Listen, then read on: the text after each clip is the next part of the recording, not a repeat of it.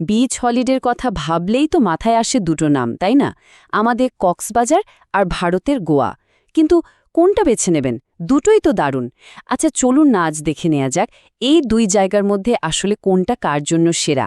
একটা দারুণ তুলনামূলক আলোচনা হয়ে যাক, কি বলেন? ছুটির প্ল্যান মানেই তো চোখের সামনে ভেসে ওঠে নীল সমুদ্র, গরম বালি আর খোলা আকাশের নিচে রিল্যাক্স করার একটা দারুণ অনুভূতি। কিন্তু সব সমুদ্র কি আর একরকম হয়? মনের মতো ছুটি কাটানোর জন্য ঠিক কোন জায়গাটা দরকার, এটাই তো আসল প্রশ্ন। তো আজকের এই লড়াইয়ের দুই প্রতিযোগী কারা? একদিকে আছে আমাদের সবার গর্ব কক্সবাজার, বিশ্বের দীর্ঘতম প্রাকৃতিক সমুদ্র সৈকত, আর ঠিক তার উল্টো দিকে আছে ভারতের পার্টি ক্যাপিটাল গোয়া।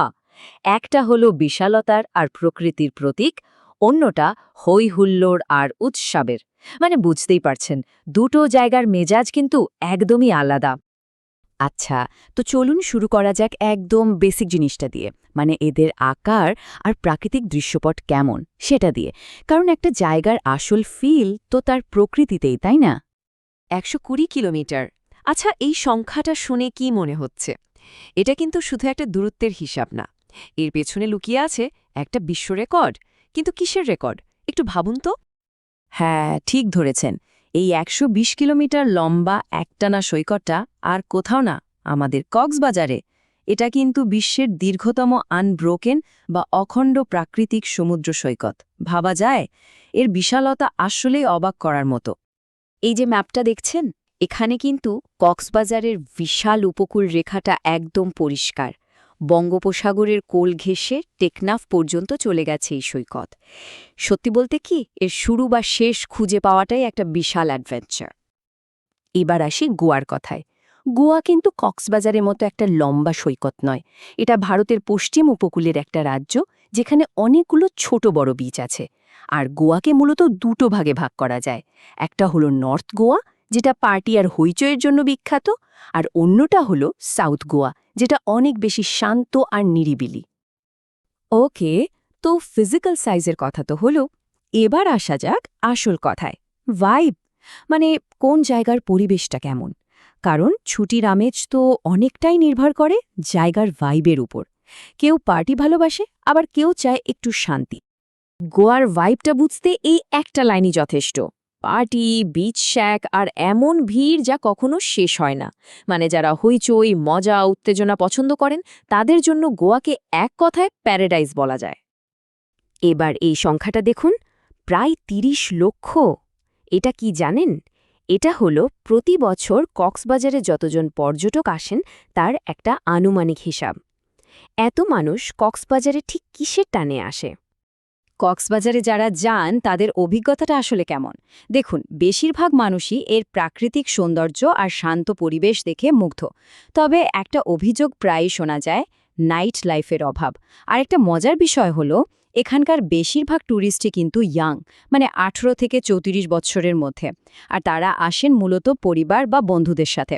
এ থেকে কি বোঝা যায়? কক্সবাজার আসলে একটা ফ্যামিলি ফ্রেন্ডলি, রিল্যাক্স করার মতো জায়গা। শুধু তো আর বিচে বসে থাকলে চলে না, তাই না? ছুটিতে তো আরও অনেক কিছু করার থাকে। তো চলুন দেখে নেওয়া যাক এই দুই জায়গায় আর কি কি অ্যাক্টিভিটিজ আছে। অ্যাক্টিভিটিজের দিক থেকে দুটো জায়গায় কিন্তু দারুণ, তবে ফ্লেভারটা একদম আলাদা। যেমন ধরুন, গোয়াতে আছে নানা রকম ওয়াটার স্পোর্টস, দুধসাগরের মতো অসাধারণ জলপ্রপাত, আবার বিনোদনের জন্য ক্যাসিনো বা সানবানের মতো ওয়ার্ল্ড ক্লাস মিউজিক ফেস্টিভ্যাল।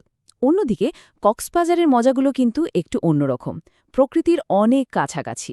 যেমন ঘোড়ায় চড়ে বিচ ধরে দৌড়ানো, স্পিড বোটের ঢেউয়ের সঙ্গে পাল্লা দেওয়া, দরিয়ান নগরে প্যারাসেলিং করা, ইনানি বিচের কোরাল দেখা, আর হ্যাঁ, বার্মিজ মার্কেটে কেনাকাটার মজা তো আছেই। যে কোনো ট্রিপ প্ল্যান করার আগে দুটো জিনিস জানা মাস্ট: বাজেট আর বেস্ট টাইম টু ভিজিট। তো চলুন এবার এই দুটো বিষয় নিয়ে কথা বলা যাক। গোয়া যাওয়ার জন্য সবচেয়ে ভালো সময় হলো নভেম্বর থেকে মার্চ মাস। ওয়েদারটা তখন দারুণ থাকে, ঠান্ডা ঠান্ডা, বেশ আরামদায়ক। তবে হ্যাঁ, এই সময়টা কিন্তু পিক সিজন, তাই খরচটাও একটু বেশি হয়। ক্রিসমাস, নিউ ইয়ারের সময় তো কথাই নেই। আবার যারা একটু কম খরচে যেতে চান আর সবুজ গোয়া দেখতে চান, তাদের জন্য বর্ষাকালটা, মানে জুলাই থেকে অক্টোবর, দারুণ একটা অপশন। আর কক্সবাজারের কথা বললে এখানেও কিন্তু সেরার সময়টা প্রায় একই, অক্টোবর থেকে এপ্রিল। এই সময়টায় ওয়েদারটা বেশ ঠান্ডা আর শুকনো থাকে, সাগরও শান্ত থাকে, এক কথায় ঘোরার জন্য পারফেক্ট সময়। এবার আসি খরচের কথায়, আর এখানেই কিন্তু বড় একটা পার্থক্য চোখে পড়ে। কক্সবাজারে প্রায় ৪৭%, মানে প্রায় অর্ধেক ট্যুরিস্টই প্রতি রাতে ১,০০০ টাকারও কমে থাকার জায়গা পেয়ে যান। মানে এটা বাজেট ট্রাভেলারদের জন্য দারুণ। অন্যদিকে গোয়াতে থাকার খরচটা কিন্তু অনেকটাই বেশি, যদিও সেখানে সব ধরনের বাজেট অপশনই আছে, লাক্সারি থেকে শুরু করে সাধারণ হোটেল পর্যন্ত।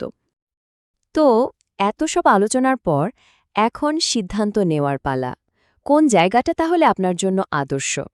চলুন শেষবারের মতো পুরো বিষয়টা একটু গুছিয়ে নেওয়া যাক। একদম সহজ করে বললে, যদি চাওয়াটা হয় হাই এনার্জি পার্টি, জমজমাট নাইট লাইফ, বিভিন্ন ধরনের খাবার আর অ্যাডভেঞ্চার, তাহলে গোয়া হলো পারফেক্ট চয়েস।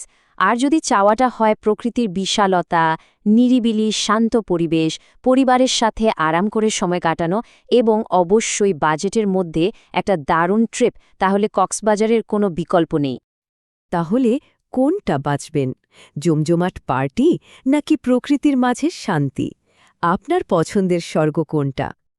আপনার পছন্দ কোনটা, কক্সবাজার নাকি গোয়া? অবশ্যই আমাদের কমেন্ট করে জানান। আর এমন আরও ইন্টারেস্টিং তুলনামূলক আলোচনা দেখতে চাইলে আমাদের সাথে জুড়ে থাকুন। আজকের মতো এটুকুই।